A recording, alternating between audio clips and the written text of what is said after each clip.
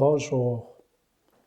Ce vendredi de la 32e semaine du temps ordinaire année C, nous allons méditer l'Évangile de Jésus-Christ selon saint Luc, chapitre 17, du verset 26 à 37. Le Seigneur soit avec vous. Évangile de Jésus-Christ selon saint Luc. Une lampe sur mes pas, ta parole, une lumière sur ma route, une lampe sur mes pas, ta parole, une lumière sur ma route. En ce temps-là, Jésus disait à ses disciples, « Comme cela s'est passé dans les jours de Noé, ainsi en sera-t-il dans les jours du Fils de l'homme. On mangeait, on buvait, on prenait femme, on prenait mari, jusqu'au jour où Noé entra dans l'arche et où survint le déluge qui les fit tous périr. Il en était de même dans les jours de Lot. On mangeait, on buvait, on achetait, on vendait, on plantait, on bâtissait. Mais le jour où Lot sortit de Sodome, du ciel tomba une pluie de feu et de soufre qui les fit tous périr. Cela se passera de la même manière le jour où le Fils de l'homme se révélera. En ce jour-là, celui qui sera sur sa terrasse et aura ses affaires dans sa maison, qu'il ne descende pas pour les emporter. Et de même, celui qui sera dans son champ, qu'il ne retourne pas en arrière. Rappelez-vous la femme de Lot. Qui cherchera à conserver sa vie la perdra, et qui la perdra la sauvegardera. Je vous le dis. Cette nuit-là, deux personnes seront dans le même lit. L'une sera prise, l'autre laissée. Deux femmes seront ensemble en train de moudre du grain. L'une sera prise, l'autre laissée. Prenant alors la parole, les disciples lui demandèrent, « Où donc, Seigneur ?» Et il leur répondit, « Là où sera le corps, là aussi se rassembleront les vautours. » Acclamons cette parole de Dieu.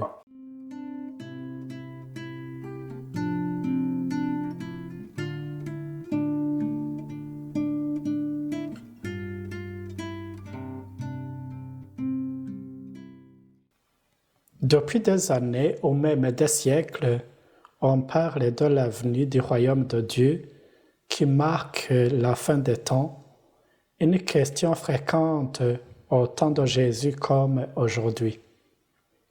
Jésus donne une double réponse. Avec lui, le royaume est déjà là, comme en germe, pour ceux et celles qui veulent l'identifier et l'accueillir. Mais même pour les disciples, il y reste l'attente de sa manifestation éclatante. D'appeler Jésus, il ne sert à rien de calculer, de chercher des signes. Le royaume viendra comme un événement soudain, imprévisible. Ça sera un jour de salut où Jésus, le Fils de l'homme, se révélera. Mais aussi ça sera un jour redoutable qui fera la lumière sur ce que chacun a choisi comme essentiel dans sa vie. Jésus fait référence au personnage biblique Noé et Lot, deux hommes justes qui étaient attentifs à la parole de Dieu au milieu d'une humanité insouciante. Nous comprenons que ce n'est pas la majorité qui a toujours raison. Deux personnes dans toute une société, ce n'est même pas considérable. Comme eux, il faut se tenir prêt. Quand on vit sans souci ni difficulté, On a tendance à être dans un paradis anticipé. Or, ce n'est pas parce que tout va bien que l'on est dans la bonne voie. Dieu n'est pas là pour nous corriger incessamment ou nous punir quand nous faisons des erreurs. Il nous donne tout ce qu'il nous faut et nous laisse vivre en toute maturité et liberté, même si parfois il s'étonne devant notre ingratitude. Il n'y aura pas de signe pour nous avertir, car nous vivons déjà ces moments derniers avec Jésus. On peut se dire, ça fait longtemps que ce discours a été prononcé. Oui, ça fait longtemps. Mais pendant toutes ces années d'attente, il y a plusieurs générations qui ne sont plus là. Est-ce que ces gens qui ne sont plus ici sur terre, peut-on dire qu'ils attendent la fin des temps comme nous ou qu'ils ont déjà vécu ces moments? Je ne sais pas. Ce que je sais, c'est que avec notre mort, il n'y a plus moyen de revenir en arrière pour recommencer.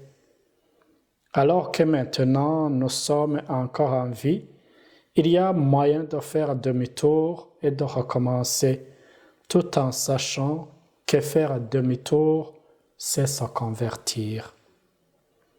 L'aveuglement du monde actuel fait que quelques-uns affirment qu'il n'y a rien après la mort.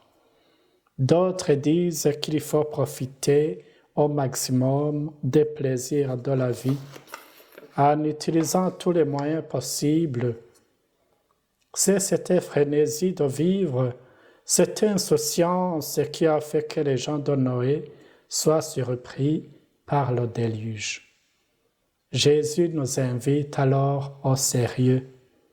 La vie n'est pas une partie de plaisir, mais une bonne relation avec Dieu et avec les autres. Déjà, ce qui nous arrive nous enseigne. Devant l'inondation et l'incendie, nous découvrons notre petitesse et notre impuissance, car tous les moyens de défense ou de protection sont souvent assez dérisoires malgré tous les efforts déployés. Ce jour de la fin des temps viendra soudainement, si bien qu'il n'y aura pas de temps pour avertir ou aider l'autre. Il ne sera pas possible de partir avec quelqu'un ou avec quelque chose. Chers amis, bien profiter de la vie, c'est penser à Dieu et aux autres dans lesquels Dieu est présent. Construisons donc l'éternité en faisant le bien et en évitant le mal, en vivant à chaque instant de notre vie le commandement de la mort. Ainsi la mort ne nous fera plus peur et ce jour ne nous surprendra pas car nous serons toujours prêts pour accueillir le Seigneur qui vient. Amen.